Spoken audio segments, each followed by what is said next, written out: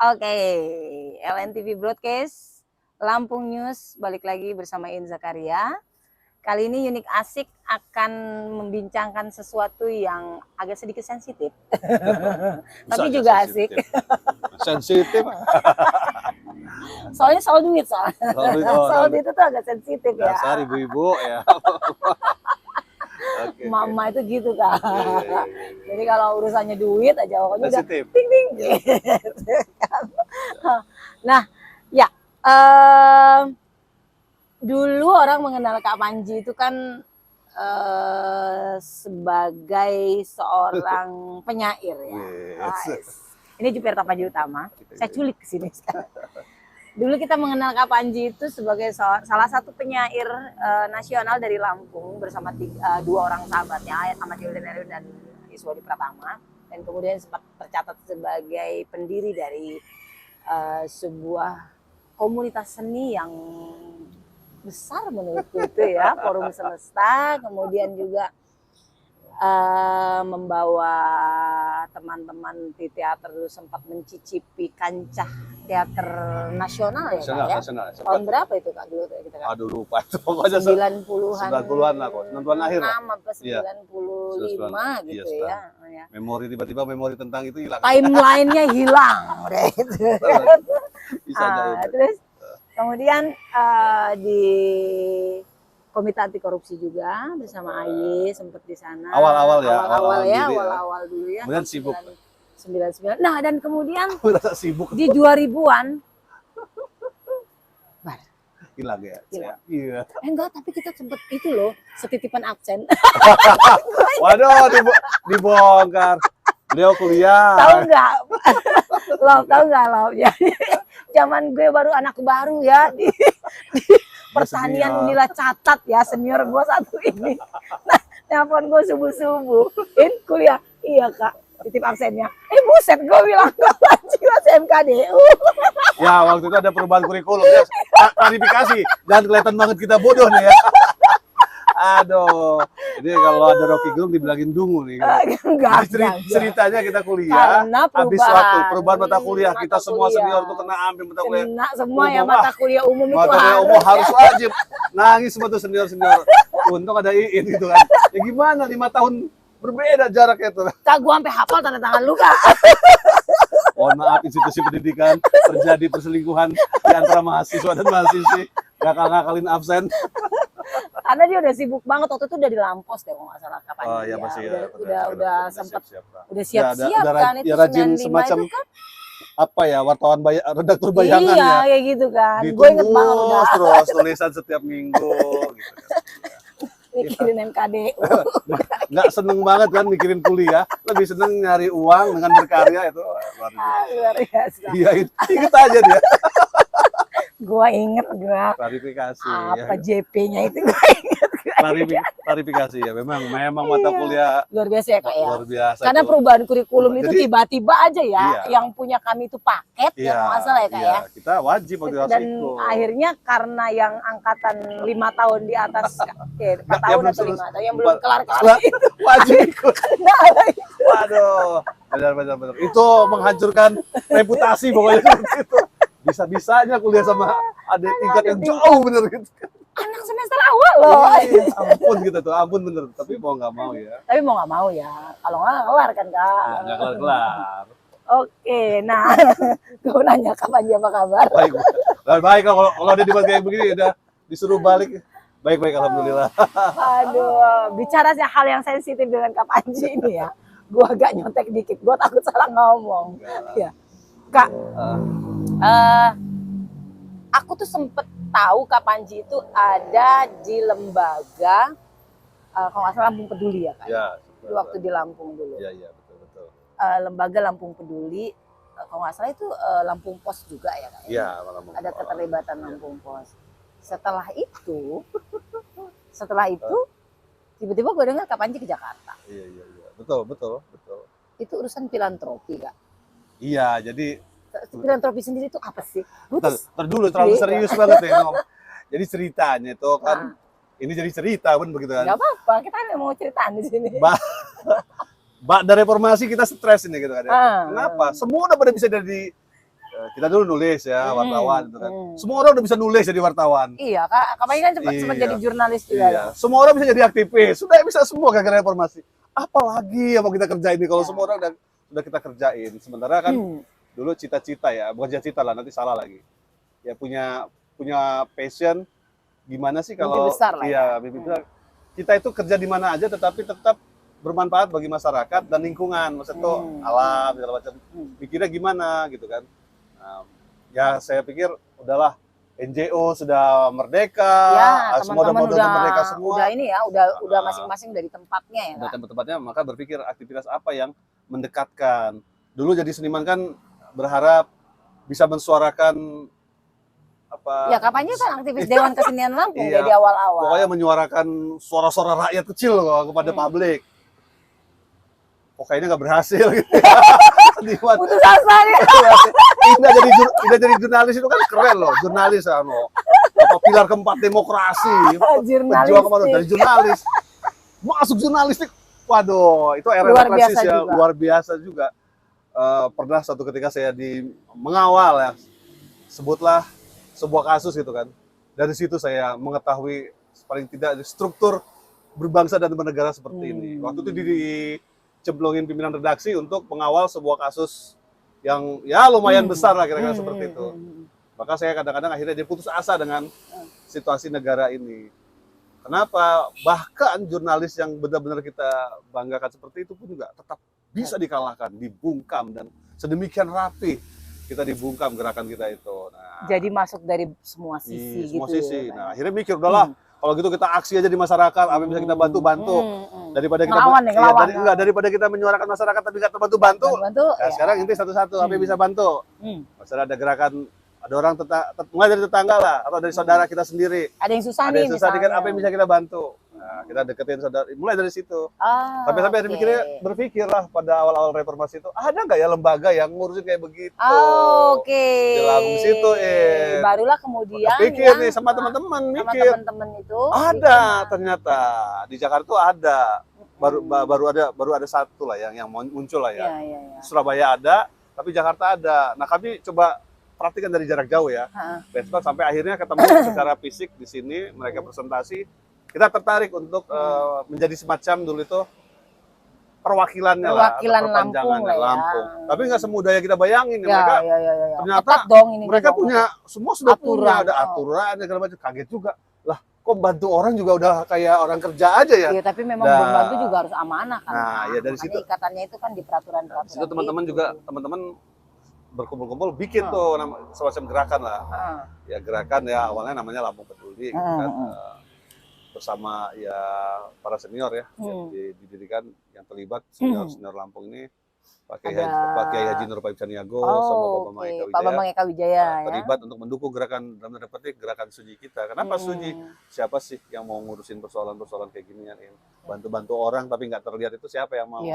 Kalau hari dulu mungkin sudah tren handphone, kali sudah selfie sendiri gitu kan. Nah, ini kan kita dulu kan belum ada yang tak tahu. Nah, gerakan-gerakan seperti itu terlibat di situ. Tahun berapa tuh, Pak? Itu sudah sejak tahun kalau proses itu ya sejak 98 ya, persiapan 98, 99, reformasi 2000, 2001 secara legal itu kita daftarin di notaris Lampung, bergeraklah dan menjadi bagian dari gerakan nasional Dompet Duafa. Dompet Duafa. Ya. Tapi namanya Lampung Peduli. Ya, karena Dompet Duafa tidak berminat pada era itu membuat semacam cabang-cabang segala macam, tetapi lebih cenderung berpikir bagaimana lembaga-lembaga lokal itu juga naik, identitasnya naik. Yang penting gerakannya sama, konsepnya sama, manajemennya sama, kayak tetap aja ada silaturahimnya ke Dompet Duafa. Ada benchmark gitu. ya. Jadi kalau itu hampir semua mekanisme, sistem,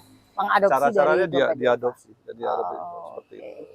Nah, 2001 tuh. Itu gerakan. Nah, berarti itu kan Muslim ya ini. Ya kebetulan sebenarnya sih ya kita mau bilang gimana ya, semuanya yang terlibat orang Muslim waktu itu. Jadi pastinya disebutnya seperti itu ya. Kalau teman-teman yang lain kan juga punya ya, misalnya lembaga-lembaga agama-agama lain juga kan punya. Tapi kan belum ada yang terorganisir dan terdaftar, istilahnya kita itu kan resmi. Bayangin orang membantu orang sekarang ada kantornya. Dulu tuh kita mikir, lu kerja jam 8 sampai jam 5. Wih, serius amat ya, ngapain? Bagi-bagiin bantuan. Kira-kira dulu itu nggak make sense lah. Tapi hari ini itu menjadi sangat-sangat penting. Kita ngerasa bahwa wah, gerakan kita dulu itu yang mencoba mengenalkan gerakan seperti ini dan kemudian kita kelola secara profesional, memang harusnya seperti itu. Artinya filantropi itu sendiri? Nah, filantropi itu kan awalnya sih kan semacam gerakan ya. Kalau masing-masing agama itu punya lah. Kalau praktek baiknya ya, filantropi kan semacam gerakan sesama, gerakan kita mencintai sesama, berbagi gitu kan. Itu semua orang ada ini. Di agama Kristen setahu saya ada semacam karitas. Di agama yang lain juga ada ya. Semacam derma atau berbagi seperti itu. Islam jauh lebih banyak. Islam itu mayoritas ada ya kita mayoritas dan Islam itu ada sumber-sumber yang sangat banyak. Maka kita ngelihat ini kita nggak pernah sih kita kelola secara sungguh-sungguh supaya asetnya kelihatan, supaya manfaatnya lebih kelihatan. Motifnya seperti itu. Maka sebagai umat Islam ya tentu nggak belum nyebrang ke agama yang lain.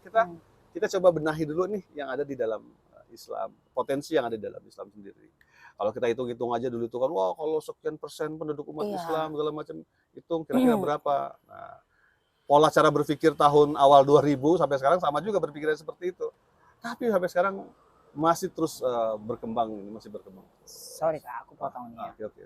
Kan ini kan amanah ya. Iya, yes. Amanah. Orang menitipkan uangnya. Iya. Bisa aja sebenarnya orang memberikan di jalan atau gimana, itu kan sah-sah saja. Nah, itu keberhasilan gerakan kami. Nah, iya. Bisa salah satu gitu. Kan orang akhirnya menjadi, oh ya udah deh, gue biar lebih amanah, gue kasih deh ke orang yang tepat. Ke orang yang tepat. Artinya kan, Kak Panji sekarang di Dompet Duafa kan? Iya, sekarang. Di Dompet Duafa. Ada nggak sih aturan-aturan yang harus dipegang? Pilar-pilar yang memang harus menjadi ketika sebuah lembaga yang dipercaya untuk bisa membagikan sesuai dengan amanah itu kan mesti dia punya pegangan nih, pilar-pilar apa yang diyakini dan harus dijalani. Karena kalau enggak kan Kak kayak ngegrogotin lembaga dari dalam. Sorry itu sih ya kayak aku ngomong begini nih karena ada beberapa sekarang yang lembaga-lembaga seperti itu malah dicap jadi banyak. Nah, sebelum menjawab pertanyaanmu ya, dari dulu kami bergerak itu memang ingin bersama-sama sebanyak-banyaknya masyarakat. Kita ingatkan bahwa kalau kita jalan sendiri-sendiri itu nggak kelihatan, nggak terukur hasilnya. Maka berhimpunlah. Dari kami mengedukasi, meliterasi, apapun namanya istilah seperti intinya mendidik masyarakat bahwa kalau kita berjemaah itu hasilnya jauh lebih bagus.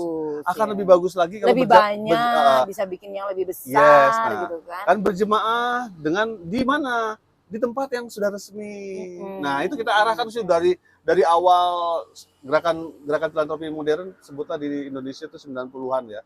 Jadi itu sudah mulai kita giring masyarakat tuh untuk berpikir ente kalau mau berbagi sekarang ini eranya nggak ente datang lagi gitu. Tapi ayo dong ke lembaga yang sudah resmi. Kenapa? Agar hasilnya terukur. Kalau kita ngasih misalnya masing-masing orang 10.000, hasilnya ya 10.000. Tapi kalau ada 10 orang 100.000, pasti ada 100.000 yang bisa digunakan. Ada 1.000 orang yang bisa memberi lagi, nah itu bisa lebih bermanfaat. Nah, Dompet Duafa tempat saya sekarang diberi amanah melakukan itu jauh-jauh hari dan kemudian mendidik masyarakat untuk menghimpun bersama, berjemaah, istilah kita itu berjemaah. Kalau sholat aja mau berjemaah, kalau mau haji aja berjemaah, nggak sendirian. Kenapa beribadah sosial, beribadah dengan harta itu, sedekah dan segala itu nggak mau berjemaah? Nah, kami berjemaah. Tujuannya satu tadi ya, supaya hasilnya terukur dan ada laporan, ada bukti-bukti bahwa kita melakukan step by step apa yang dilakukan. Nah, Dompet Duafa ngelakuin apa sih, gitu kan? Selama ini, Dompet Duafa itu relatif nggak banyak kalau saya berbilang ya. Kita itu konsentrasinya di beberapa pilar ya. Jadi Dompet Duafa itu kan apa istilahnya ya? visinya itu kan melayani, melakukan pemberdayaan dan mengadvokasi kaum duafa untuk mandiri Oke. dan berkeadilan. Nah, Oke, mandiri dan berkeadilan ya. melalui payung-payung program. Nah, oh, jadi berarti itu enggak sembarangan. Iya. Orang nih gua kasih duit, Nggak gitu bisa. Kan, ini ada uang jamaah. Nggak bisa. Gua kasih ke lu gitu, nggak bisa kayak Kita gitu. sudah langsung. setting dompet duafa. Oh, bukan kita ya. Para pendiri dompet duafa sudah men-setting dompet duafa itu seperti yang dilakukan oleh negara. Jadi ada rapat anggaran, gitu. Ada rapat program, nanti tahun anggaran berjalan, kira-kira seperti itu. Program-programnya juga. Nah, pilar itu yang kita sebut. Iya. Yang pertama itu ini urutan ya, bukan prioritas. Kita konsentrasi di pendidikan, di kesehatan, pendidikan, kesehatan, ekonomi, sosial, budaya dan dakwah. Oh, ada budaya dan dakwah. Ada budaya baru kita ambil untuk berawal dari kepedulian kita dengan semakin tergerusnya budaya-budaya asli Indonesia. Pendidikan sendiri, Kak? Ini gimana? Banyak, Iin. Banyak banget ini. Ini teman-teman ya, dompet duafa awalnya sih cuma ngasih beasiswa gitu. Sekarang sudah ngurusin sekolah gratis. Kira-kira seperti itu. Sudah mengurusi apa istilahnya ya? Peningkatan kualitas guru, mendampingi sekolah-sekolah agar yang guru-gurunya punya kualitas yang oke gitu kan. Bagaimana meluluskan lulusan-lulusan yang paling tidak kualitasnya di atas rata-rata. Kita punya sekolah yang minta maaf bukan untuk ria, hasil tamat SMA-nya 100% diterima di perguruan tinggi 10 besar perguruan tinggi di Indonesia. Kira-kira seperti itu. Ini syarat ketentuannya ada. Nah, masing-masing pendidikan misalnya itu ada misalnya yang untuk sekolah berprestasi kita itu ya, kita sebut Smart Excellence Indonesia, itu ada syaratnya. Sebelum pembukaan pendidikan itu udah 6 bulan minimal paling lambat, itu sudah mulai seleksi-seleksinya. Ada seleksi-seleksi diikuti sama seperti itu. Tapi tentu saja kan itu apakah itu untuk para kaum duafa sendiri atau juga menyediakan untuk yang memang anak-anak berprestasi? Awal-awalnya kita cari khusus yang pendidikan ya, kita cari benar yang berasal dari keluarga duafa, tetapi karena kami punya keterbatasan dana, kami seleksi juga yang punya kemampuan akademis yang tinggi. Seluruh Indonesia ini seleksinya. Hanya untuk 46 sampai 60 siswa 1 tahun. Kita nyari seperti itu. Mereka boarding gratis dan sebagainya. Nah itu benar-benar kita saring sedemikian rupa. Kemudian diasramakan di sekolah. Itu di mana, Kak? Di Parung Bogor. Oh, di Parung. Di Parung Bogor. Ya. Dan sistem itu jauh sebelum ada sekolah gratis. Nah, kita udah mencoba itu bagaimana seperti ini kita lakukan gratis. Nah, ini tujuannya memang mencoba memutus rantai kemiskinan dari sektor pendidikan. Benar, Alhamdulillah ya. Sekarang alumnus sudah dapat beasiswa di perguruan tinggi, kemudian mereka sudah tamat dan akhirnya menjadi tulang punggung keluarganya. Dan akhirnya dia bisa memutus rantai kemiskinan dan kekufuran dan lain-lain. Iya, paling tidak dari dia. Mulai dari dia tuh bisa masuk. Siapa tahu dia bisa menolong. Nah, itu yang tangganya atau saudara-saudaranya. Itu yang kita lakukan. Nah, itu baru lagi misalnya untuk SMP SMA ya yang di akselerasi 5 tahun. Itu kita lakukan sedemikian rupa. 5 tahun. Jadi dia dari SMP SMA 5 tahun. Nah, termasuk juga dengan karakternya kita bangun di situ. Nah, yang model-model begini tadinya kita cuma mau model aja. Tapi tahunya berkembang. Tahunya berkembang. Sekarang tuntutan masyarakat agar saya kalau udah natur misalnya, saya mendonasi kepada kaum duafa. Anaknya jadi pinter-pinter. Lah, anak donatur kagak pinter. Maka sekarang coba ada kelas, kita juga buat kelas yang namanya kelas yang umum ya, untuk masyarakat umum. Tapi dicampur? Kita mix. Yang umum berbayar, bayarannya itu untuk membiayai teman-temannya yang kita mix. Kita coba mix. Memang kan semuanya dari masyarakat. Tapi sekali ini karena tuntutan masyarakat sekitar dan sebagainya, kita akhirnya membesar seperti itu. Nah, itu yang kita lakukan. Misalnya ya, Kak, misalnya nih, aku punya beberapa teman yang mengurus panti asuhan atau yang apa namanya berkontribusi lah dengan sebuah panti asuhan. Itu anak-anak panti juga bisa didaftarkan ke sekolah itu dengan syarat ketentuan berlaku ya. Iya, itu. Nah, catatannya di dompet duafa itu adalah semua harus sesuai dengan syarat dan ketentuan. Iya. Nah, Kalau udah lolos itu tanpa ini ya, kata BLC enggak, itu tuh Iya, benar-benar iya, benar-benar benar-benar saya apa mengawal. secara akademik juga anak itu memang juga Iya. berkualitas Iya. gitu ya. Dan Lampung udah banyak nih alumninya. Tapi Sudah Lampung udah banyak. dari tahun awal. Dari tahun awal, dari tahun Oh. 2004 lah, 2005 lah.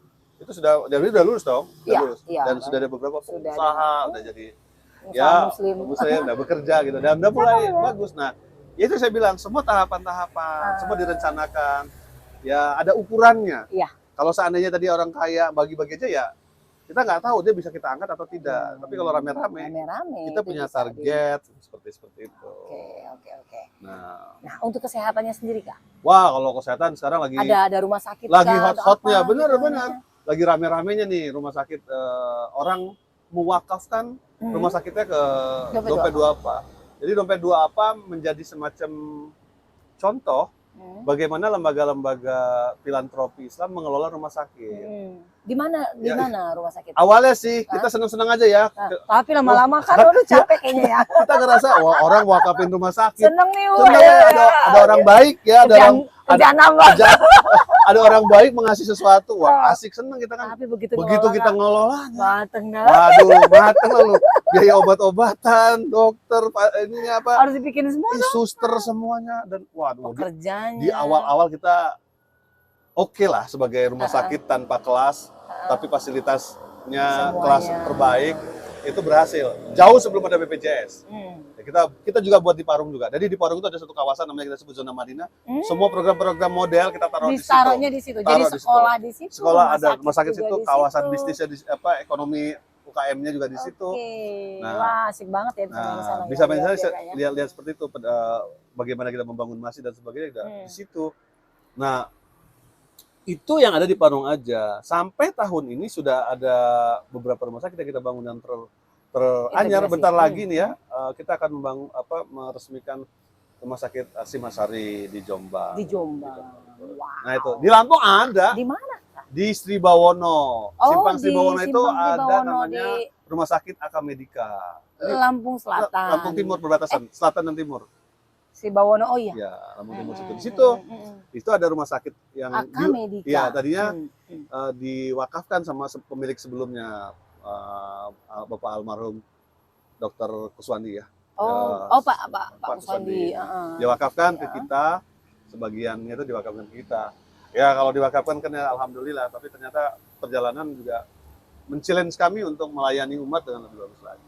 Hubungannya dengan negara nih Kak, yang kayak gini nih kan ya, kan setauku ya lembaga, kalau yang ini kan swasta ya Kak ya? Iya. Jadi kan Dompet Duafa swasta atau gimana nih? Oke. Kedudukannya gimana? Kedudukannya ya, lembaga-lembaga seperti kami itu berada bersamaan dengan yang punya pemerintah. Kayak barengan Basnas. Ya, Basnas gitu.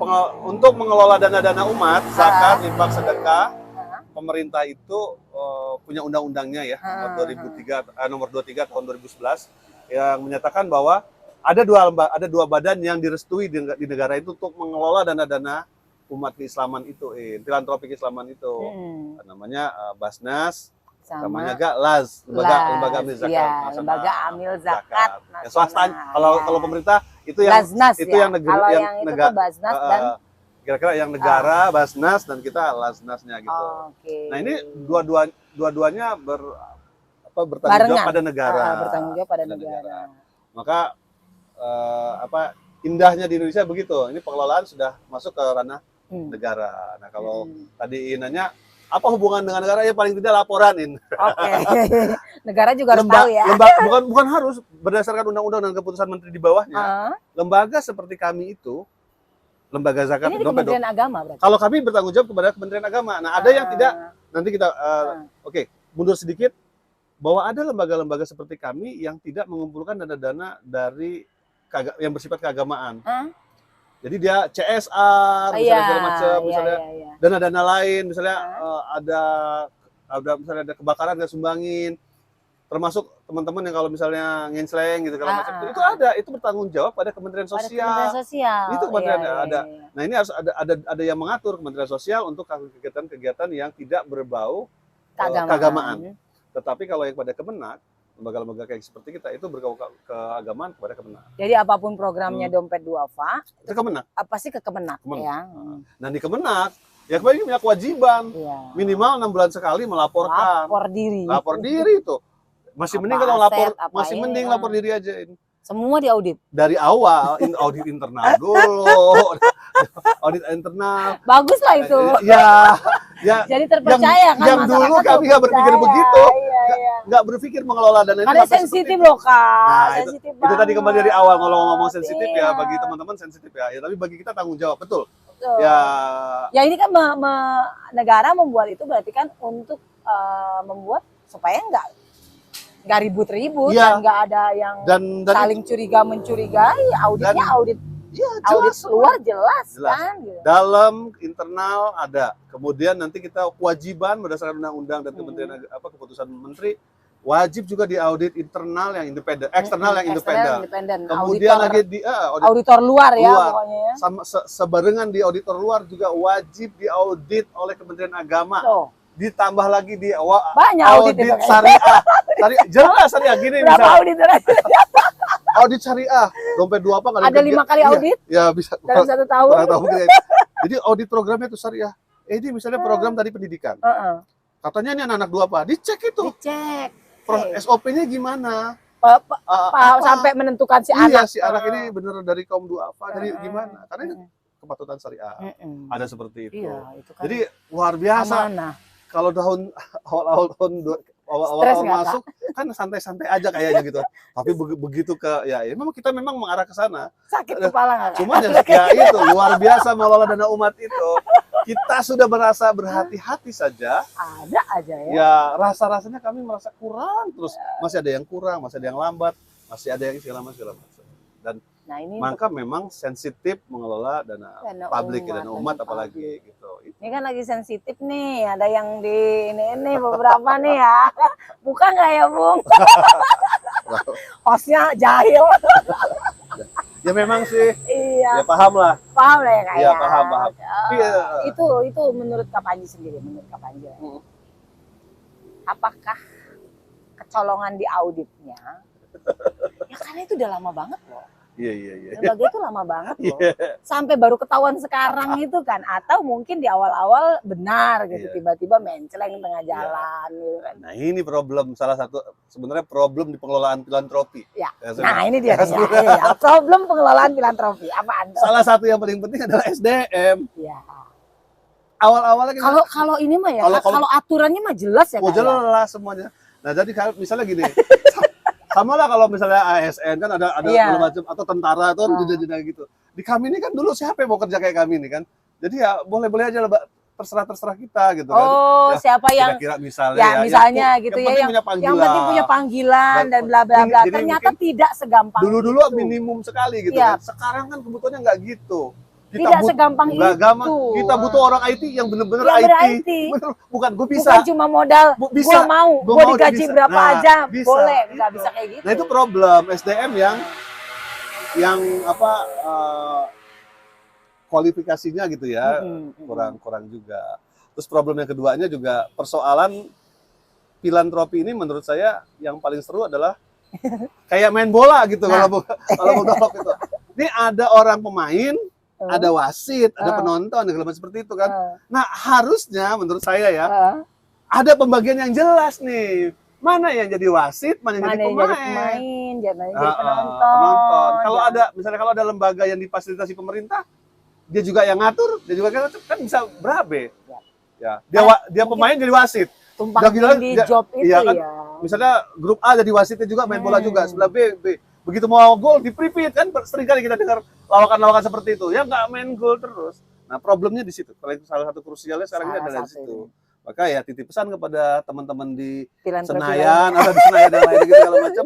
Mohon nih undang-undangnya yang bagian ini harus benar-benar diperhatikan ya. Pada saat kita judicial review undang-undang ini juga sempat kita khawatirkan, tapi kita relatif pasal itu kita kalah, jadi ya nggak bisa diwujudkan kira-kira begitu. Ini adalah buktinya nih. Sekarang ada ini nggak syarat untuk menjadi pengelola? Iya. Ada syaratnya? Iya. Ada. Ada syarat semuanya. Orang-orangnya juga. Iya, gitu. selain orang-orangnya, ya lembaganya gitu ada syarat. Kok kita tuh mati loh, udah gedung ada. Sekarang untuk mendirikan lembaga amil zakat Nggak sembarangan, misalnya kan, tingkat bikin, provinsi, tingkat kota, dia harus berhasil menghimpun dana minimal 5 miliar Untuk kota dong. ke kota doang.